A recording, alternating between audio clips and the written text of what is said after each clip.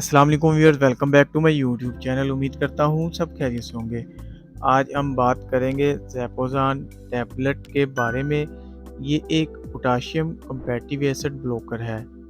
ज़ैपोज़ान इन patient में बहुत ज़्यादा मुफीद साबित होती है जिनको एसिडिटी का मसला रहता है और जिनको रिफ्लक्स इसोफेजाइटिस मतलब तेज़ाबियत की वजह से खुराक की नाली में सोजिश हो या अल्सर की शिकायत हो। गैस्ट्रिक अल्सर मतलब कि मैदे का अल्सर, ड्यूडेनल अल्सर, छोटी आंत का अल्सर। इन पेशेंट में ज़ैपोज़ान टैबलेट बहुत ज़्यादा फ़ायदेमंद साबित होती है। इस टैबलेट की कंपोजिशन में शामिल है वोनोप्राज़ान। ये दो मुख्तलिफ एमजीज़ में आती है, 20 एमजी और 10 एमजी। मेरा आपको कंपोजिशन बताने का मकसद ये होता है कि आपने जब भी मेडिसिन ख़रीदनी है तो आपने मेडिसिन की कंपोजिशन यानी फार्मूला या जेनेरिक नेम ये आपने कंप्रोमाइज़ नहीं करना। जबकि ब्रांड नाम या कंपनी नाम में कंप्रोमाइज़ कर सकते हैं। अब मैं आपको मुख्तलिफ ब्रांड के नाम बताऊंगा जिनमें वोनोप्राज़ान मौजूद है। वोनीज़ा, वोनोज़ान, वोनोकैप, वोनेप वगैरह। ज़ैपोज़ान टैबलेट की राइट डोज क्या होगी? ज़ैपोज़ान का मोड ऑफ एक्शन क्या होगा? क्या ये टैबलेट प्रेग्नेंट ख़वातीन इस्तेमाल कर सकती हैं?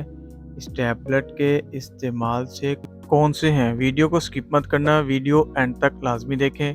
ज़ैपोज़ान टैबलेट की राइट डोज होगी गैस्ट्रिक अल्सर के मरीज़ों में 20 mg पर डे, मतलब 20 mg वाली टैबलेट आपने दिन में एक बार लेनी है और ये आपने एक माह इस्तेमाल करनी है। बेहतर होगा कि आप इसको खाली पेट खाएं, वरना आप इसे खाना खाने के बाद भी इस्तेमाल कर सकते हैं। रिफ्लक्स इसोफेजाइटिस के मरीज़ में ज़ैपोज़ान टैबलेट 20 mg पर डे मतलब 20 mg एक टैबलेट रोज़ाना खाली पेट खाएं। अगर भूल जाएं तो आप इसे खाना खाने के बाद भी इस्तेमाल कर सकते हैं और आप ये टैबलेट 2 माह तक इस्तेमाल करनी है।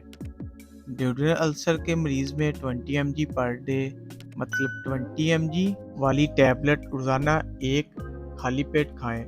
अगर खाना खाने के बाद भी इस्तेमाल करें तो भी कोई इशू नहीं है।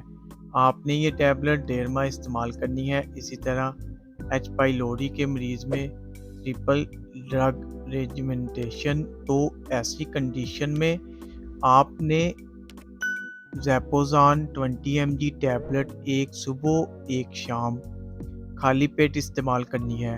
खाना खाने से पहले प्रेग्नेंट ख़वातीन भी इस टैबलेट का इस्तेमाल कर सकती हैं।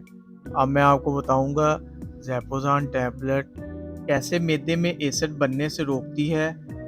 हमारे मैदे की जो अंदरूनी तह होती है उनमें छोटी छोटी तेज़ाब वाली थैलियाँ मौजूद होती हैं जिनको हम पैरेटल सेल कहते हैं और इन थैलियों के मुंह पर हाइड्रोजन पोटाशियम एटीबेस का पंप लगा होता है जिसको हम प्रोटॉन पंप भी कहते हैं। इसी तरह जब कोई खाने पीने वाली चीज़ को देखता है या कोई इमोशनल कंडीशन हुई होती है तो पैरेटल सेल को एक तहरीक मिलती है कि अब मैदे में एसिड की मकदार को खारिज करें। फिर होता ये है कि पंप को चलाने के लिए पोटाशियम पंप के ज़रिए थैली के अंदर आ जाता है, जिसके नतीजे में हाइड्रोजन थैली के अंदर मौजूद होता है वो बाहर आ जाता है और ये हाइड्रोजन बाहर मौजूद क्लोरीन से मिलकर एसिड बनाता है जिसको हम कहते हैं हाइड्रोक्लोरिक एसिड।